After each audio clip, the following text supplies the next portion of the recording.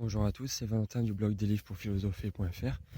Alors aujourd'hui je vais profiter de ce beau cadre qui se trouve derrière moi pour vous faire une petite vidéo sur la question qu'est-ce que la philosophie.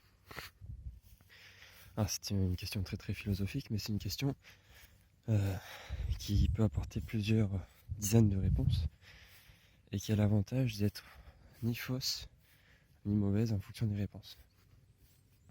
Chacun peut avoir sa propre idée et c'est pas pour ça que on a une correction définie.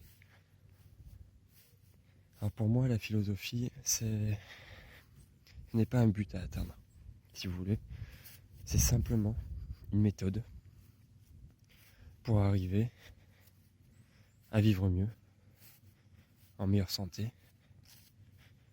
Et le but, ce n'est pas de devenir philosophe, quoi. Ce n'est pas de devenir l'objet, si vous voulez. Pour moi, la philosophie, c'est simplement une méthode. Une méthode pour atteindre cet objectif-là, tout simplement. Parce que c'est quelque chose qui fait que ça nous aide à réfléchir, ça nous aide à prendre conscience de la vie qu'on a. Et c'est l'avantage de cette science-là, c'est que, si on peut considérer ça comme une science bien sûr, il n'y a pas de vérité comme 2 plus 2 font 4, qui même ça, même les maths, n'existent que parce qu'on a supposé certains postulats au départ, qu'on ne peut pas démontrer, évidemment. Donc voilà, c'est quelque chose de vraiment très intéressant. Et c'est vrai que pour moi, la philosophie, c'est simplement une manière, comme une autre, d'atteindre son objectif, de mieux vivre, de vivre plus heureux. Il ne faut pas voir la philosophie comme une fin en soi, en fait. C'est ça.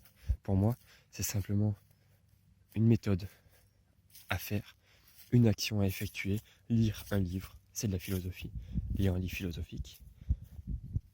Je sais pas, moi, rester sur un banc à méditer 20 minutes, c'est de la philosophie pour moi, parce que ça nous aide à réfléchir sur nous, à mieux vivre. Et ce n'est pas forcément lire des auteurs très compliqués, ça peut être lire des livres simplement qui présentent un petit peu la philosophie, lire des livres qui parlent d'une question qui nous intéresse. Il n'y a pas de sentier battu, si vous voulez, à mon avis, pour la philosophie. Chacun peut commencer comme il veut pour philosopher. Et puis, vous voyez, c'est la différence un petit peu entre la philosophie et les autres sciences. Je reviens sur les mathématiques parce que c'est une science que j'affectionne particulièrement. Il y a un sentier battu pour les mathématiques. Il faut apprendre à faire certains théorèmes de base, Pythagore, Thalès, etc. Puis ensuite on monte dans les gammes, les équations du second degré, ce genre de choses. Et puis ça reste tout le temps comme ça, par strates si vous voulez, ça évolue.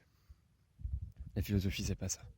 La philosophie, on n'évolue pas comme ça en lisant des bouquins plus ou moins compliqués, c'est pas ça. La philosophie, c'est comment on comprend nous-mêmes le livre. Qu'il soit très accessible, tant mieux. Ou qu'il soit très compliqué si on a de la chance de le comprendre. Donc voilà, c'était cette petite vidéo aujourd'hui pour vous parler de cette question. Si vous avez aimé cette vidéo, n'hésitez pas à mettre un j'aime juste en dessous et à la commenter. Et je vous dis à la prochaine, au revoir.